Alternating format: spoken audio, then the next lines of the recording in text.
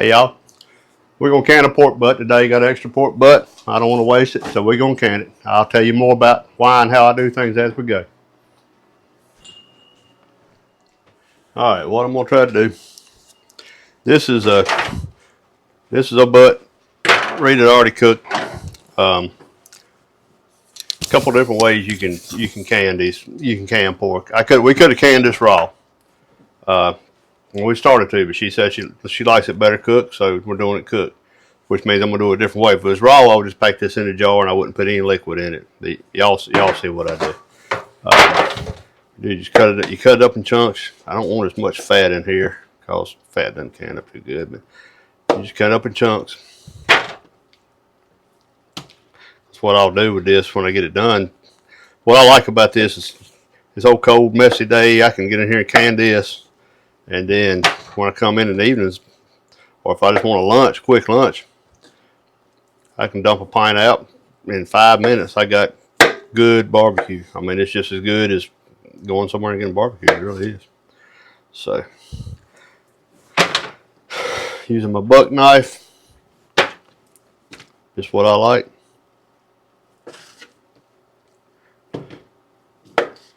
I think buck makes good knives for money. I really do. They're not cheap knives, but they're not real high dollar ones. And I don't have any problems. I used to like old timer, but they're not. Old timers just not in the count anymore. When they were American made, they were good, but now they're just the same old Pakistan crap that everybody else has.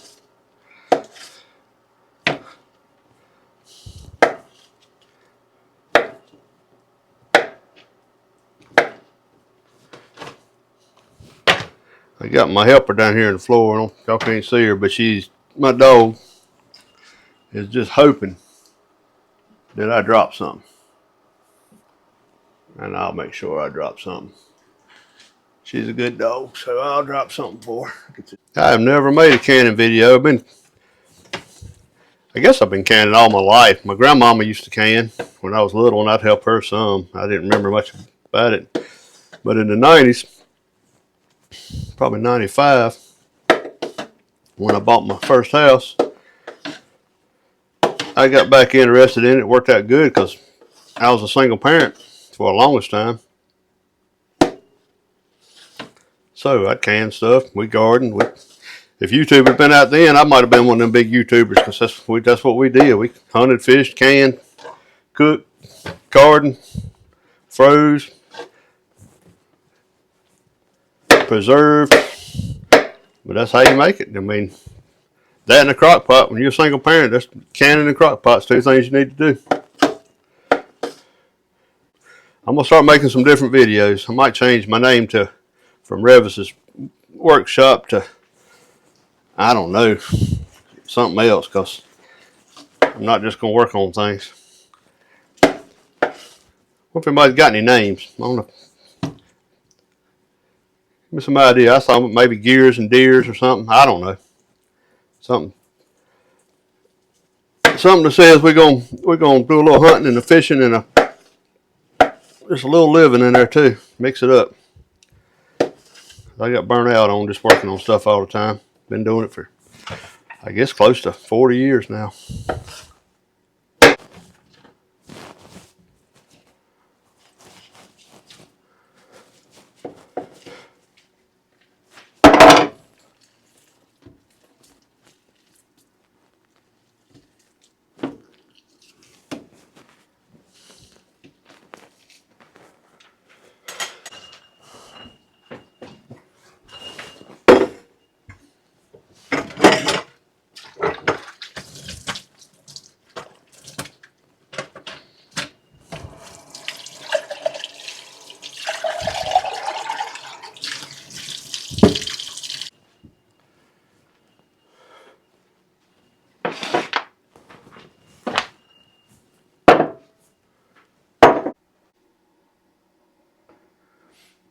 Okay.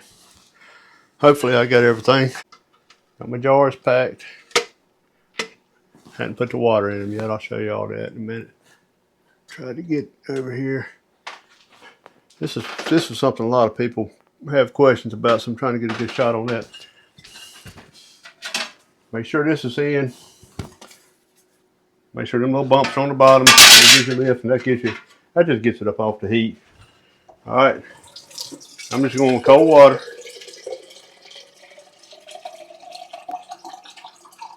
You don't fill these counters up now. You just put a couple inches in. Mine's 3/4 is the right amount, so I just measure it out in the quart jar and do it.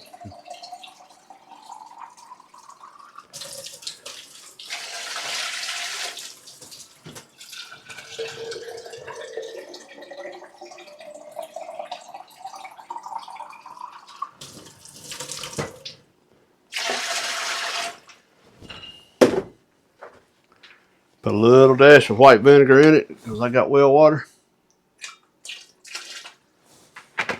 and that keeps. You don't have to do that, but it just makes everything look better. All right.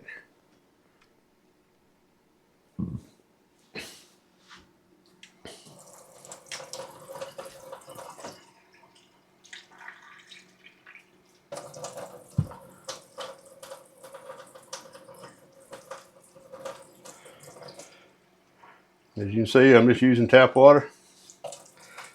I put it up to about 1 inch of headspace.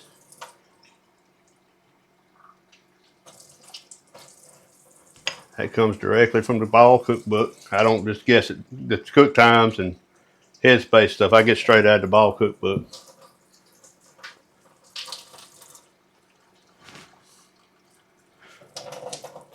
There's a website you can get on there and do it, but I've just always, for the last 30 years, I've used Ball cookbooks. I've got a pile of them. It hadn't failed me yet, so that's what I use. All right. In case you're wondering about the headspace, you can check it. That's a little low. I'm gonna debubble it anyway. I always get something you can use. People use chopsticks. People use different things. They say not to use a metal, like a like a butter knife or something. I honestly don't know why. I guess you're afraid you're gonna scratch the bottle. But this comes in the kit when you start buying funnels and different things. I'm sorry for my lack of enthusiasm today. I'm having kind of under the weather today. But I wanted to do something, so this is what I'm doing.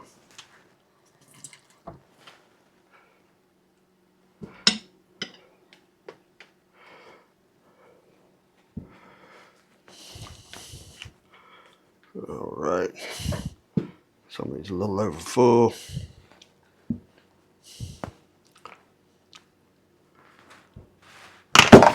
And I just spilled some. It's all right. Good thing I wasn't working with hot stuff that time, wasn't it? Okay, it's a little low.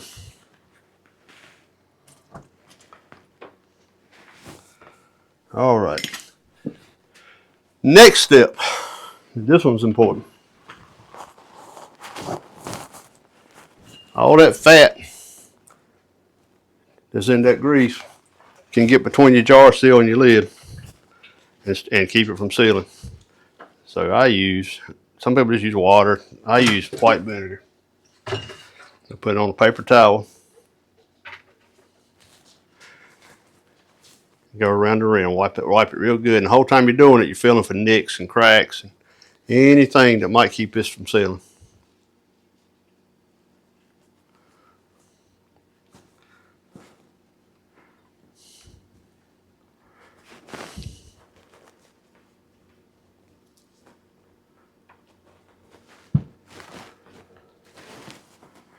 And that vinegar cleaned that fat off real good. And we'll get a good seal. No different than sealing up a valve cover gasket or something. You get it good and clean and you don't have to worry about it.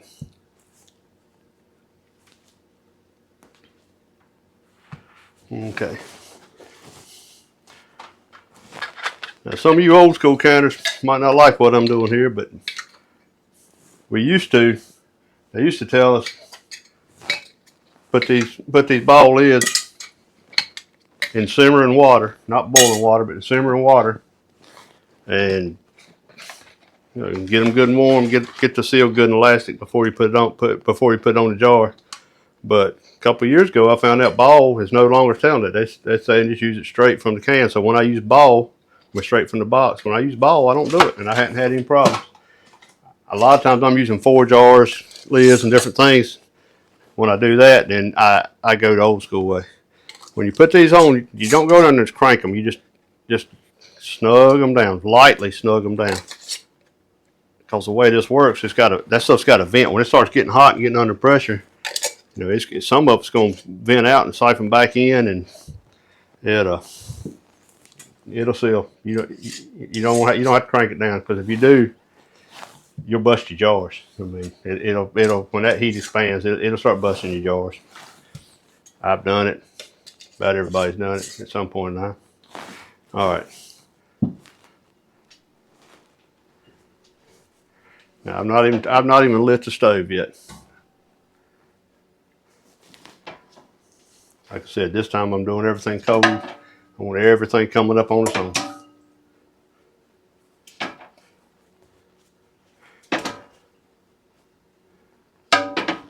Now here's something I do. You see I got one empty space down there.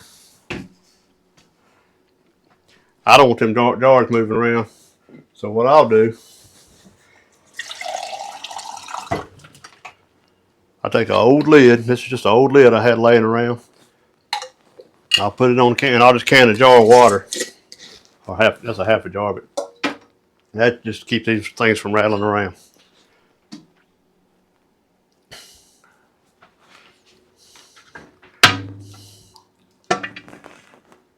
I always look through this hole right here.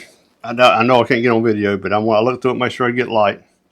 I always make sure this ring's in good shape.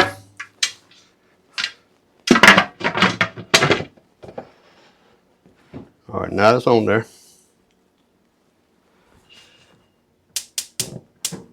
Wrong. All right, so what I've done is I've set that on just a medium heat. Matter of fact, I'm gonna back it off just a little bit. I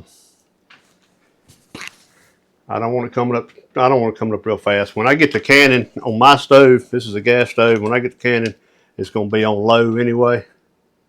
So we'll just wait a minute. What I'm doing at this point is I want to get a steady flow of steam coming up here, and then I'll come back to you. Okay, you see I got it starting to get a steady flow of steam. And when that happens, you want to give it 10 minutes. You let it steam for 10 minutes. The reason you do that, you're trying to fill the counter up with steam. The steam will dissipate the heat better into the bottles.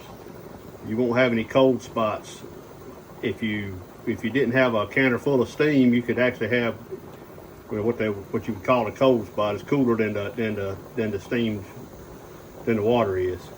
Also, you can't compress the liquid, so if you got a lot of liquid in the steam, then that's where your pressure comes from. If it was all air in there, you would just have an uneven pressure. So give this 10 minutes. I'm gonna set a timer, and then I'll come back to you. I got here just a little bit late. I wanted to show you this little valve's got to come up for it to make pressure. That is something I should have told you to check before I put the lid on, make sure that moves.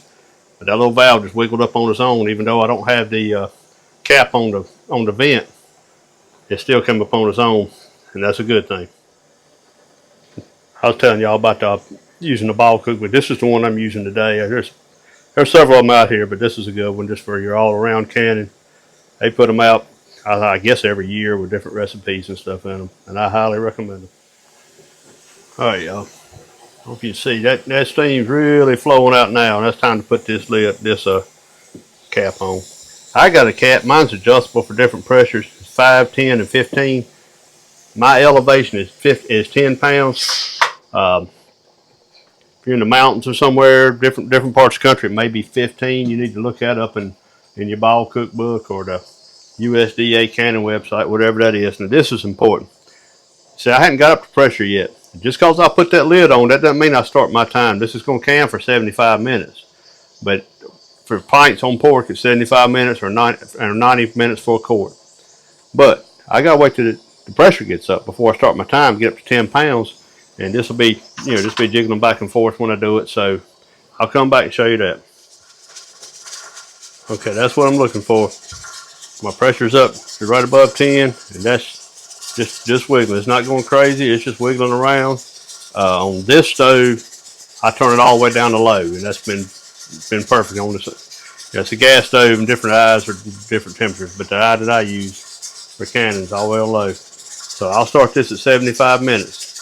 Now, if for some reason the pressure goes down or this thing quits wiggling, you got to start the process all over again. So keep an eye on it. That's what the master canners say in the ball cookbook. So that's what I do. But it shouldn't have any problem. I'll come back in 75 minutes. All right, my time's up. Now this is important. I'm just going to turn the heat off. That thing's got you see everything's still at the pressure. It's got to get all the way down to 0. It'll probably take 30 minutes before I can open that. Don't ever take this. I try to take that little cap off, that vent off, and speed things up because it'll start siphoning, and when it does that, it'll screw up everything that you've been doing. Now the pressure's down. It's been sitting about 30 minutes. Be careful when you take this. Just kind of give that a little test. Make sure there's no pressure on it. Now when you open this up, this is important. Open it away from you. That way that steam don't hit you in the face. Now I'm gonna let it sit about 5 minutes, and then I'll take the other stuff out. All right. It's been about 5 minutes. I start taking these out, and I like setting them on a towel, and then I'll cover them up.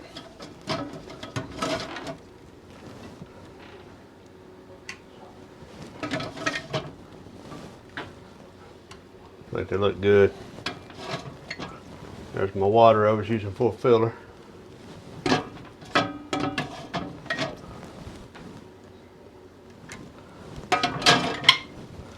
Hear that tink, that click, that's when it's sealing. That's what you want to hear.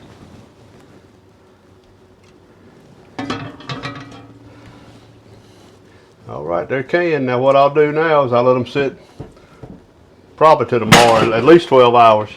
Then I'll take the rings off of them. I'll wash them all down with soap and water and put them up. I'll put the date and stuff on them then. I'll put them up. And that's how you can the pork.